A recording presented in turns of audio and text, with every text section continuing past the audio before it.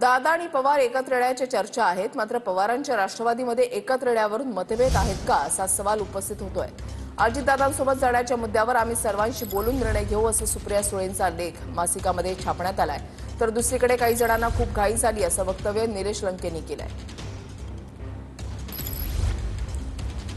दोन्ही राष्ट्रवादीच्या एकत्रीकरणाच्या चर्चा सुरू असताना निलेश लंकेंनी मोठं वक्तव्य केलंय। काहींना खूप घाई झालीये असं निलेश लंके म्हणाले। त्यामुळे निलेश लंकेंचा रोख पक्षातल्या कोणकोणत्या नेत्यांकडे आहे अशा चर्चा सुरू झाल्यात।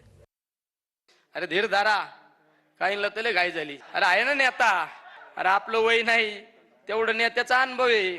नेत्याला राजकारणातलं सगळं फायदे तोटे गणित जुळतात, आपण चाललोय तेवढं बघा ना नेत्याला म्हणून।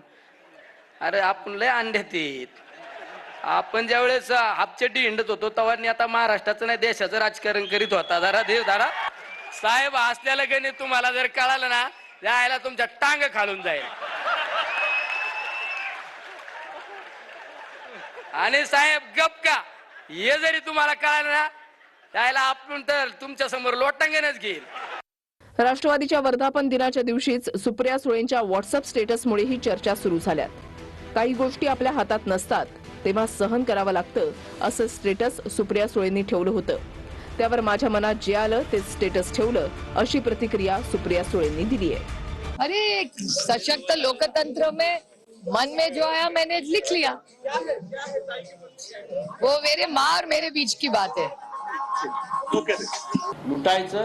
लुटायला परवानगी द्यायची आणि त्या लुटणाऱ्यांना आपला पक्षात सामील करून घ्यायचं आणि लुटणाऱ्यांची मोठी टोळी निर्माण करायची, हे त्या पक्षाचं स्वरूप आहे।